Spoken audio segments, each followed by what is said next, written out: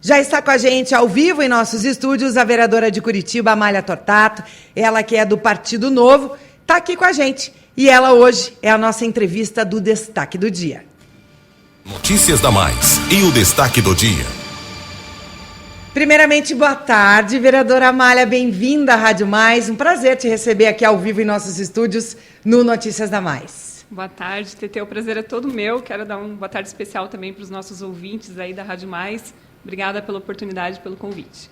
Sabe que eu estava te contando nos bastidores que a gente está recebendo vários vereadores dessa nova safra aí de vereadores de Curitiba. Foram 18, né, que não eram vereadores, 18 novatos, entre aspas, né? Ontem a gente recebeu aqui em nossos estúdios o vereador Leônidas Dias, hoje você. Vamos contar um pouquinho da tua história. Você nasceu no interior do Paraná, Telemaco Borba. A Maria Amália Barros, ela tem 36 anos, casada, tem uma filha. Qual que é a idade da tua filha? Fez 2 aninhos, agora no começo de dezembro. Ai, que delícia. Essa fase é uma delícia. Eu só tenho a dizer, aproveite. Sim. Eu sei que todo mundo fala isso, né, que é clichê, mas quando você olha para trás, depois você fala, putz, tinha que ter aproveitado. Muito legal. E você é formada em engenharia mecânica e você era comissária de voo, gente. Sim. A vereadora era a aeromoça, minha gente. Conta para mim, como que a aeromoça saiu do avião e foi parar na política? Ah, legal. Bom, eu nasci no interior do Paraná, em Telemaco Borba, bem pertinho de onde estão os 2 containers lá que você estava falando agora há pouco, em Ortigueira. E morei lá até os meus 18 anos, vim para Curitiba para fazer faculdade, né? Me formei em engenharia mecânica, mas eu queria realizar esse sonho de infância, né? Que acho que muitas meninas também tinham de ser aeromoça. E fui comissária durante quase 15 anos. E foi graças a essa profissão que eu tive a oportunidade de conhecer assim, diversos lugares ao redor do Brasil e do mundo. E o que me fez querer entrar na política, na verdade, foram 2 fatores. O primeiro é que eu também já fui empreendedora. Você viu que eu já fiz de tudo um pouco, né? E em 2011, mais ou menos 2012, eu abri um negócio junto com a minha família e era um negócio inovador na época. Nós tínhamos uma loja com conceito móvel. Nós pegamos uma van e transformamos numa loja de roupas. E a minha mãe saía pela cidade de Curitiba fazendo vendas, parando nos pontos de movimento e abrindo as portas da van para vender as roupas que a gente tinha dentro da van. E o que aconteceu foi que, em determinado momento, os fiscais da prefeitura nos encontraram. E aí, olha só o que aconteceu. Não existia em Curitiba, e na verdade ainda não existe, isso é uma coisa que está no nosso gabinete lá para a gente tentar corrigir, não existia e não existe uma regulamentação própria para lojas com conceito móvel. Então, os fiscais da prefeitura, quando nos encontraram, eles pegaram o nosso negócio e falaram assim, bom, não existe uma regulamentação específica para vocês, o que nós vamos fazer? E resolveram encaixar o nosso negócio na regulamentação dos ambulantes. Uhum. E em Curitiba, a regulamentação dos ambulantes diz que um ambulante tem dia, horário e local fixo para trabalhar. Como se a tua loja é móvel. Exatamente, nós tínhamos uma loja com conceito móvel, ou seja, a gente acabou indo à falência, não tinha como continuar o negócio. E ali foi quando me deu o primeiro estalo de ver que tinha alguma coisa errada. Porque nós estávamos com a empresa aberta, pagando impostos, a gente tinha funcionário, e ainda assim a prefeitura não soube como lidar com o nosso negócio e acabou, por causa da burocracia, enfim, acabou fazendo com que nós encerrássemos as nossas atividades. Então podemos dizer que a dificuldade de empreender Sim. te levou para a política. Esse foi o primeiro fator. Isso aconteceu lá em 2012, mais ou menos, né? Eu guardei aquela frustração, alguns anos se passaram, e aí chegou em 2016. Eu já conhecia meu marido, a gente ainda não era casado, ainda não tínhamos a Giovana, mas a gente já queria, enfim, ter uma família, ter filhos, e a gente estava muito frustrado com tudo que estava acontecendo no Brasil, né? Eu acho que não éramos os únicos, tinha certeza disso. O Brasil passando por um momento, uma crise política, uma crise econômica gigantesca, impeachment, Lava Jato. Cada dia que se ligava à TV era um político preso, diferente, né? E aquilo estava deixando a gente muito frustrado com o país. E nós 2 pensamos em ir embora do Brasil. E a gente estava realmente arrumando as coisas para ir embora. E aí eu tive... A minha avózinha acabou ficando doente e veio a falecer. E aí me deu o segundo estalo. Eu falei, poxa, imagina se eu estivesse do outro lado do mundo e acontece alguma coisa com alguém da minha família. A gente não quer ficar longe da nossa Sim. família, né? E aí a gente decidiu ficar no Brasil, mas aí eu falei, bom, juntei com aquela minha primeira frustração do negócio que não deu certo por conta de burocracia. Falei, bom, então, se eu não estou feliz com o que eu estou vendo na política, eu vou arregaçar as mangas e vou tentar fazer alguma coisa diferente. E foi quando eu decidi entrar na política. Eu decidi em 2016 e vim me preparando, né? 2017, 2018 eu fui candidata a deputada federal pelo Novo, já aqui no Paraná. Não conseguimos eleger ninguém e continuei me preparando. E agora, em 2020, tive a honra aí de ser escolhida pelos curitibanos para estar ocupando uma cadeira na Câmara Municipal. Vou te fazer a pergunta para todas as mulheres políticas que vêm aqui nesse microfone e eu pergunto. O fato de ser mulher na política, você te obriga a mostrar 2 vezes mais serviço? Eu acho que não. Eu tenho uma visão bem diferente assim, em relação a isso. Eu acredito que não. Eu nunca senti nenhum preconceito. Eu fiz engenharia mecânica, que é uma profissão, uma faculdade extremamente machista, ocupada pelos homens, né? E desde a faculdade, se eu disser para você que em algum momento eu sofri algum episódio de machismo ou coisa parecida, ou eu sou muito tolerante, ou de fato não aconteceu, porque nada que tenha me chamado a atenção ou saltado aos olhos. E a mesma coisa eu posso dizer dentro da política, sabe? Não me lembro de nenhum momento em que eu precisei dizer eu sei o que eu estou falando ou qualquer coisa desse tipo por estar sendo confrontada pelo fato de eu ser mulher. Eu acho que isso vai muito da postura também, sabe? Eu não sei, eu acho que eu tenho uma visão diferente para essa coisa do machismo e do feminismo, talvez não seja uma boa régua de comparação. Assim, mas... O teu viés no sangue de política vem da família? Tem alguém, um vô, um tio, um pai, alguém que já foi político? Nada, não tem ninguém. Que interessante, meus parabéns. Quando eu decidi entrar na política, esse era até um medo que eu tinha, né? Porque pelo contrário, isso é um brilho, digamos assim. Hoje em dia, olha... Sim, é que eu digo assim, eu estava querendo entrar na política justamente porque eu estava inconformada com o que eu estava vendo, com os políticos que eu estava vendo. E eu tinha um receio de como que a minha família vai receber isso, né? Ninguém na minha família é envolvido com política. De repente chegar eu e falar, olha mãe, quero ser política. Como que ela... Eu tinha muito receio de como ela ia receber isso. Mas eu recebi tanto apoio, a primeira pessoa que soube foi meu marido, depois eu falei com a minha mãe, com meu pai, enfim. E a minha família foi me apoiando de uma certa forma que eu percebi justamente um pouco disso que você comentou. As pessoas estão cansadas de ver velhos políticos fazendo as velhas práticas de sempre. Então, os mesmos sobrenomes há 20, 30, 40 anos lá. Pois é. Aí quando alguém se dispõe com uma vontade genuína de fazer alguma coisa diferente, de fazer a diferença, você percebe que as pessoas te agradecem. Nossa, que bom que você se dispôs a isso, né? O que me deixa muito feliz e motivada, porque, enfim, eu espero realmente fazer uma política diferente do começo ao fim, né? Você faz parte da Corregedoria do Legislativo na Câmara Municipal de Curitiba. Explica pra gente o que é isso, o que é esse trabalho. A corregedora, eu costumo dizer que... Você é a corregedora. Isso, eu sou a corregedora da casa. Eu costumo dizer que é como se fosse o inspetor do colégio, sabe? Eu tenho que ficar de olho, vamos dizer assim, em tudo. A síndica. A síndica do prédio. Isso, a síndica da Câmara Municipal, né? A grosso modo. Ficar de olho em tudo que acontece dentro do Legislativo Municipal, garantir que o regimento interno da casa vai ser seguido, que ninguém vai quebrar o Código de Ética e Decoro Parlamentar. E a corregedora, ela pode atuar ativamente ou passivamente. O que significa isso? Se a gente receber uma denúncia, aí eu vou investigar e tudo e vou passar para o Conselho de Ética se entender que é necessário. E essa é a maneira passiva de atuar, né? Recebendo uma denúncia. Mas, se eu ver alguma coisa errada, eu também posso atuar ativamente, fazendo investigação e passando para o Conselho de Ética.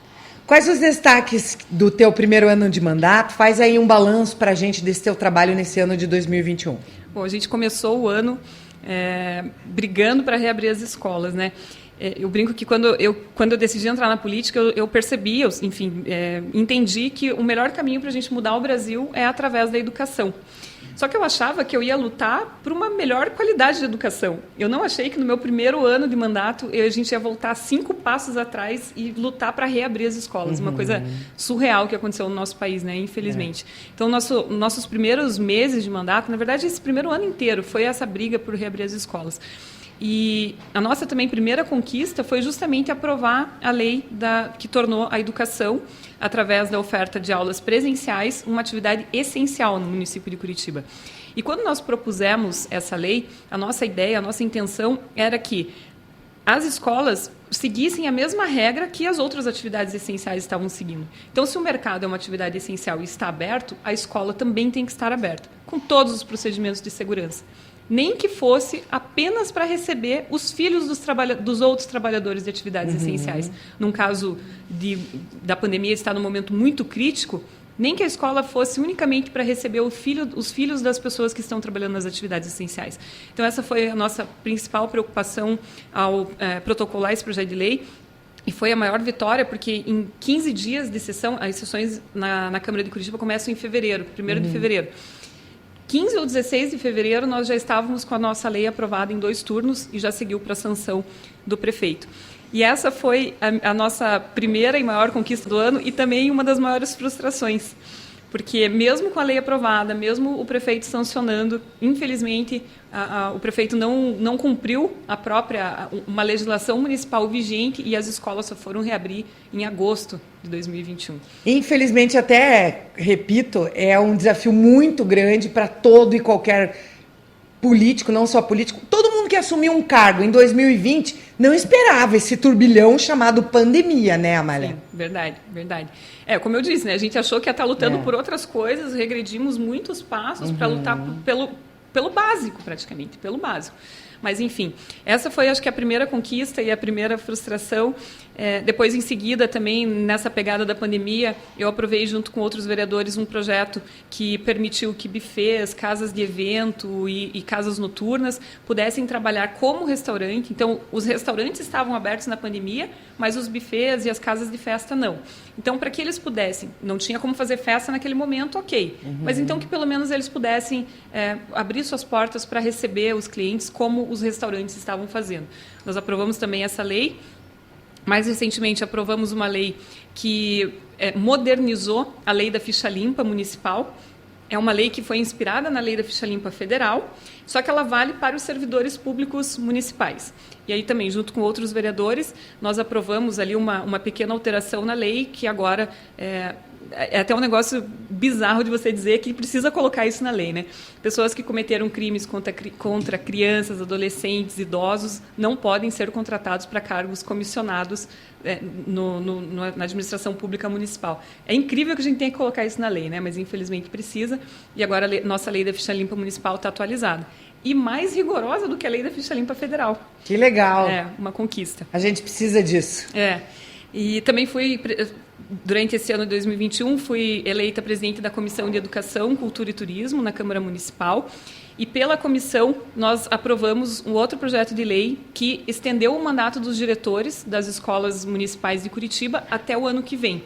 Foi um pedido, na verdade, da própria comunidade escolar. Nós chegamos a fazer audiência pública, ouvimos as pessoas que eram a favor, as pessoas que eram contra, enfim.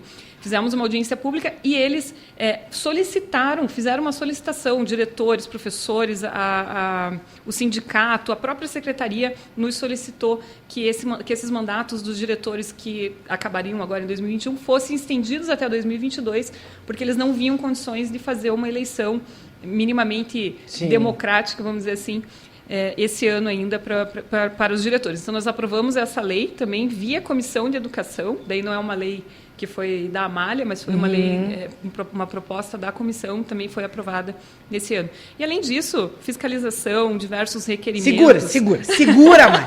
A gente vai para um intervalinho rápido, já a gente volta falar um pouquinho mais com a vereadora Amália Tortato, vereadora de Curitiba, ao vivo nos nossos estúdios aqui na Rádio Mais. A gente volta já. Continua com a gente ao vivo aqui em nossos estúdios a vereadora Amália Tortato, ela que é vereadora de Curitiba e é do Partido Novo. Ela vinha falando que ela é da Comissão de Educação da Câmara Municipal de Curitiba e está fazendo aqui um balanço desse primeiro ano de mandato, o ano de 2021, e como todo mundo sabe, a gente sempre fala isso aqui no Notícias da Mais, que encarar um primeiro ano de qualquer mandato, seja para síndico, não foi fácil nesse 2021, não foi fácil por parte da pandemia. Vereadora, agora vamos falar de 2022, vamos olhar para frente, né? Graças a Deus a vacinação avançando, cada vez mais, glória a Deus, a nossa vida voltando ao normal. Por o que você pretende lutar no ano que vem? Então, no ano que vem, a gente vai ter diversos desafios aí com a retomada econômica e também com a parte da educação, que é a prioridade do meu mandato, né? Nós protocolamos recentemente um projeto de lei que cria a política municipal de combate à evasão e ao abandono escolar, porque entendemos que para 2022 esse vai ser o grande desafio da educação. A gente sabe que tem muitos fatores que levam uma criança, um adolescente a abandonarem a escola e muitos desses fatores estão relacionados com a falta do aprendizado de qualidade. Se a criança não entende o que está sendo explicado, ela não tem uma motivação para ficar na escola. E os estudos mostram, TT, que nessa pandemia, aqueles alunos que tiveram acesso a um ensino híbrido ou a um ensino remoto, como foi o caso de Curitiba, as nossas crianças de Curitiba tinham ensino remoto, então as crianças que tiveram acesso a esse tipo de ensino, elas aprenderam metade do que elas deveriam ter aprendido Sim. em tempos normais. Imagina as crianças que não tiveram nem o ensino remoto, o quanto essas crianças aprenderam. Então eu te convido para escutar a reportagem da Janaína Oliveira, que conta pra gente que aumentou o número de matrículas no ensino médio e caiu no ensino infantil. O Brasil registrou em 2021 um aumento no número de matrículas no ensino médio. Já no infantil, houve queda. Os dados são do Censo Escolar da Educação Básica 2021, divulgado nesta terça-feira pelo Ministério da Educação. Segundo o levantamento, houve aumento de quase 190 mil alunos no ensino médio, um crescimento de 3% com relação a 2020. Também foi registrado leve aumento de mais de 11 mil alunos no ensino fundamental. Já a queda nas matrículas da educação infantil, que compreende creche e pré-escola, foi de menos 1,59%. Foram quase 102 mil alunos a menos. Queda ocorreu ainda nas matrículas da educação de jovens e adultos EJA, dos ensinos fundamental e médio. O total de matrículas é importante para a distribuição de recursos do Fundo de Manutenção e Desenvolvimento da Educação Básica, o Fundeb. Agência Rádio Web de Brasília, Janaína Oliveira. Obrigada, Janaína. Tá aí, vereadora. Os dados não mentem, né? Pois é, essa diminuição da matrícula das crianças do ensino infantil está diretamente relacionado com o fechamento das escolas. Sim. Com as aulas online, né? Tudo isso. Quando nós lutávamos para reabrir as escolas durante esse ano, eu repeti durante muitas vezes. A abertura das escolas, a luta para abrir as escolas é uma luta das mulheres. Porque a gente sabe que quem em casa parou de trabalhar para cuidar das crianças? As mulheres. Na maior parte das famílias foi as mulheres. Uhum. Nós retrocedemos na participação das mulheres no mercado de trabalho aos patamares de 1990. Nós voltamos 30 anos na participação feminina no mercado de trabalho. Isso é resultado direto da pandemia e do fechamento das escolas. E agora tem que correr atrás em 2022, né, vereadora? Agora tem que correr atrás. Então, as escolas aqui em Curitiba já reabriram, então acredito que aí para o começo do ano as mulheres já vão começar a retornar para o mercado de trabalho, porque tem onde deixar seus filhos. Isso é um ponto importante. A escola tem a função de educar, de ensinar, de dar o aprendizado formal, mas ela também tem uma função social, essa função social que é de receber a criança num lugar seguro para que os pais possam sair para trabalhar, né? Toda vez que eu falo isso, eu apanho. Então, hoje eu devo apanhar de novo na rede social. Não, mas é verdade, gente. É verdade. A gente trouxe aí o caso ontem de uma mãe que matou um cara que abusou sexualmente da filha dela de 2 anos. Porque a mãe saiu para trabalhar e deixou a filhinha com o filho mais velho e o amigo. E aí deu no que deu. Então, quer dizer, se essa criança tivesse na escola, certamente isso não teria acontecido. Estaria num lugar seguro, né? Então, além dessa luta, como eu vinha dizendo antes, né? A gente vai precisar acompanhar o aprendizado dessas crianças. Porque em 2020, 2021, os nossos alunos aprenderam metade do que deveriam ter aprendido. Agora a gente vai entrar em 2022, os alunos passaram de ano, estão nas séries em que deveriam estar, mas com o aprendizado para trás. Né? Teve um retrocesso no aprendizado. Então, as escolas vão ter que estar preparadas para rever o conteúdo que era para ter sido aprendido e, ao mesmo tempo, ensinar o conteúdo do momento, né? da série atual. Então, foram 2 anos aí para trás que a gente vai ter que colocar em dia esse aprendizado e ainda ensinar o que deveria estar sendo ensinado no ano na série atual. Então, é um desafio gigantesco e isso, como eu estava falando da evasão escolar, isso é um fator que acaba incentivando as crianças e os adolescentes a abandonarem a escola. Porque se você não entende o que está sendo ensinado, você não quer ir para a escola. Desmotiva. Além disso, o fator econômico, né? Muitos jovens acabam desistindo da escola para poder trabalhar. Então, isso na pandemia também foi muito agravado, a gente sabe, né? As famílias em crise, entre mandar para a escola e sair para trabalhar, para ter mais uma renda. As famílias, infelizmente, algumas optam por que as crianças, os adolescentes, principalmente, saiam da escola para trabalhar. Então, são os desafios que a gente vai precisar enfrentar em 2022. E enfrentar com seriedade, com humildade de reconhecer que as nossas crianças não aprenderam o que deveriam aprender, com humildade para reconhecer que a gente vai precisar preparar os professores, que a gente vai precisar enfrentar esse desafio de cabeça erguida se a gente não quiser negligenciar o futuro das nossas crianças e dos nossos adolescentes. Agora a gente está com a vereadora Amália Tortato, vereadora de Curitiba, aqui em nossos estúdios. Já falamos da educação, falamos da dificuldade da pandemia, desse desafio de, em 2022, trazer de volta os estudantes para dentro da sala de aula. Vereadora, qual que é a importância desse dinheiro que foi devolvido pela Câmara Municipal de Curitiba para a Prefeitura do município?